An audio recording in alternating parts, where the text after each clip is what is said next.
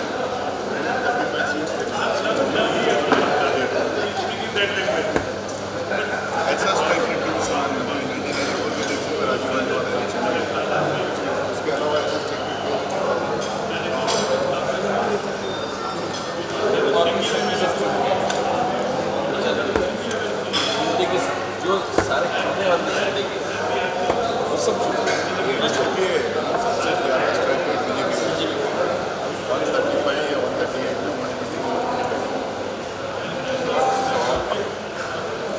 Congress party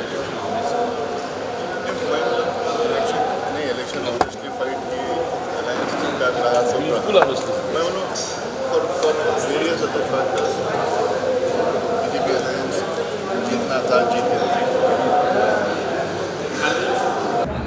अस्सलामुअलैकुम।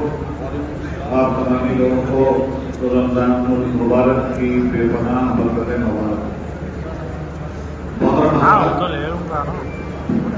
हम लोग जब भी किसी मजहबी तकलीफ में इकट्ठा होते हैं तो इस बात की कोशिश करते हैं कि इस बात को बार बार हिंदुस्तानियों के सामने रखा जाए कि हमारी मरसहा बरस की एक तहजीब है जिसका नाम है गंगा यमुनी तहजीब।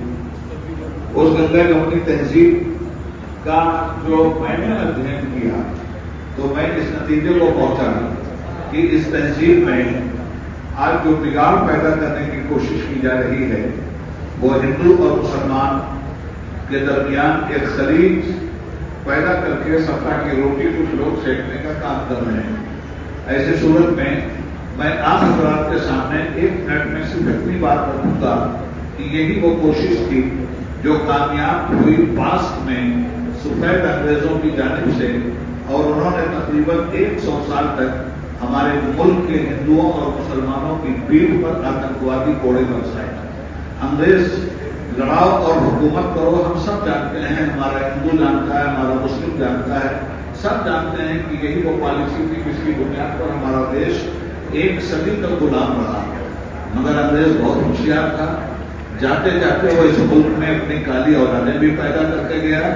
जो काम सफेद अंग्रेज ने करके हिंदुस्तान में नफरत का बीज बोया था, आज उसकी काली औलादें उसी अंग्रेज का पाठ पढ़कर हिंदुस्तान के लोगों के अंदर बंटवारा पैदा कर रही है। ऐसी सूरत में चाहे होली का मौका हो या ईद का मौका हो या रमजान का मौका हो, हमें इस बात को हर जगह दोहराना चाहिए कि 2 मार्शल कौमें खासतौर पर इस मुल्क में हैं, एक हिंदू दूसरा मुसलमान। हिंदू शुरू होता है हा से, मुस्लिम शुरू होता है माँ से, वहां से हा निकाला जाए, यहाँ से माँ निकाला जाए और दोनों को ज्वाइंट किया जाए तो हम बनता है, हम बन करके हम रहें, हमारा हिंदुस्तान बना रहेगा।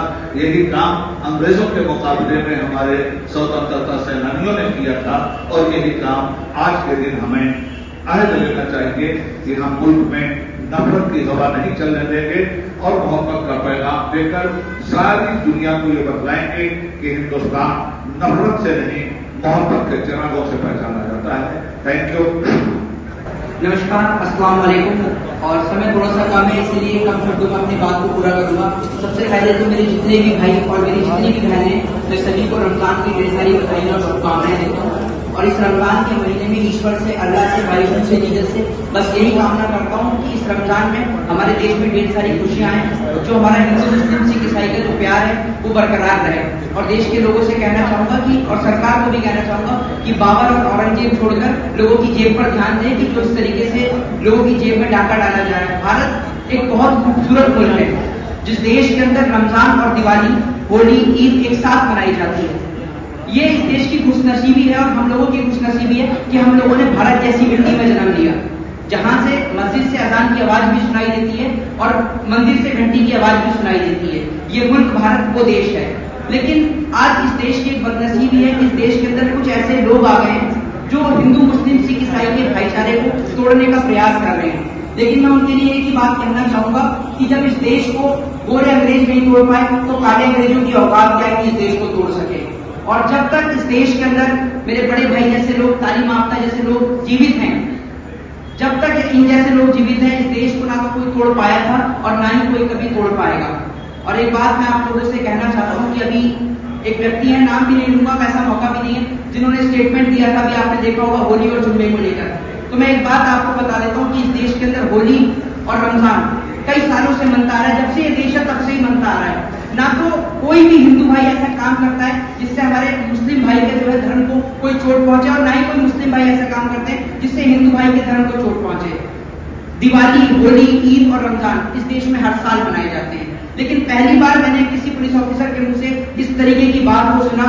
उससे मेरे को ना घायल फिल्म का एक डायलॉग याद आता है जिसमें सनी देओल ये बात कहते हुए नजर आते हैं कि आप वर्दी उतार के जो है वो पट्टा पहन लो, बलवंत राय का पट्टा पहन लो। तो ये डायलॉग किसके ऊपर फिट होता है ये सभी को पता है। मैं लेकिन एक बात कहना चाहता हूँ कि हम लोगों का जो प्यार है, हम लोगों के मन में कभी भी नफरत पैदा नहीं होनी चाहिए और हमें अपनी आने वाली पीढ़ी को कुछ देकर जाना है।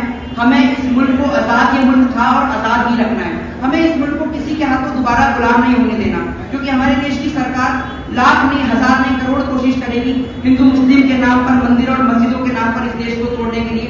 हम वो वक्त, वो दौर नहीं भूल सकते जिस वक्त पे अभी भाईजान ने बात करी बहादुर शाह जफर की, जब बहादुर शाह जफर के बच्चों का सर काट के रंगून की जेल में रख दिया गया और उसके बाद उनसे कहा गया कि क्या हुआ जफर, हिंदुस्तान की शमशीर ठंडी पड़ गई। और वो बहादुर शाह जफर जवाब देते हैं कि जब तक गाजियों में बू रहेगी मान की, तख्ते लंदन तक चलेगी शमशीर हिंदुस्तान की। इस देश के अंदर आजादी में जितना योगदान हिंदुओं का, सिखों का और ईसाइयों का रहा है, उतना ही योगदान मुसलमानों का भी रहा है। तो ये देश सभी का है, ये देश आपका, मेरा, हम सभी का है। तो हम लोगों की जिम्मेदारी बनती है, ये हम लोगों का फर्ज है, कर्तव्य है कि हम इस देश को टूटने से बचाएं। शुक्रिया एक बार फिर आप सभी को रमजान की और ईद की ढेर सारी बधाई, शुभकामनाएं। जय हिंद, जय भारत। सोशल मीडिया की ओर से जो आयोजित किया गया पार्टी की ओर से और नेशनल वाइस प्रेसिडेंट आप सभी लोगों को मैं बधाई देता हूँ। और इस देश को बचाने के लिए जो लोग उनको साथ देना चाहते हैं उनको साथ देकर, जो लोग साथ नहीं देना चाहते हैं उनको समझाकर आने वाले समय में जिस तरह से इस देश में 1857 में अंग्रेजों के विरोध में, अंग्रेजों के खिलाफ में जो पहले आजादी की जंग लड़ी है उसमें नेतृत्व करने वाला बहादुर शाह। अगर लोग जो इतिहास लिखने वाले हैं बहादुर शाह को भूल गए और उसका जो नाना है उसको आगे लाकर कौम के ऊपर अत्याचार, हमें समझना होगा दोस्तों को, दुश्मनों को और लड़ाई करना होगा। हम आज से ये संकल्प करना चाहिए कि इस देश के आजादी में दूसरे लड़ाई करें, सब लोग इकट्ठा होकर काम करें। धन्यवाद। नहीं हो, हिंदुस्तान के लोगों की भी ख्वाहिश यही होनी चाहिए और पाकिस्तान के लोगों की ख्वाहिश भी, और अपनी सरकारों को ये मत कंपेयर करें कि वो ऐसी पॉलिसीज अख्तियार करें, इस तरह से व्यवहार करें कि जिससे संबंध एक दूसरे से अच्छे हो सके। और अच्छे संबंध के लिए आवश्यकता ये है कि हम लोग डायलॉग, जिसको कहते हैं dialogue is essence of democracy, तो जरूरी है कि आपस में सद्भाव रखने के लिए एक देश का दूसरे देश के साथ डायलॉग बराबर बना रहे, एक समुदाय का दूसरे समुदाय के साथ डायलॉग बना रहे।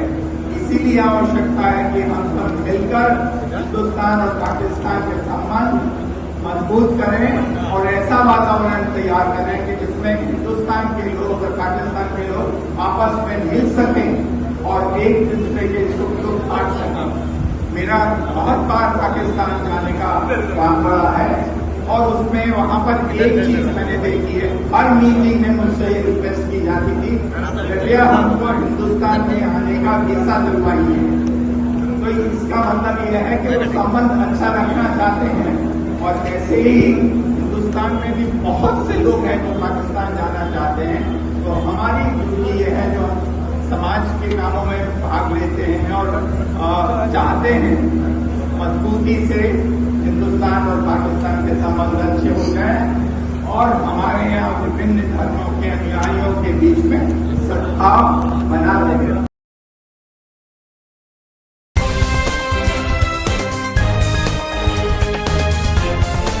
देश और दुनिया की तमाम छोटी और बड़ी खबरों के लिए हमारे चैनल को सब्सक्राइब करना न भूलें और बेल का बटन जरूर दबाएं।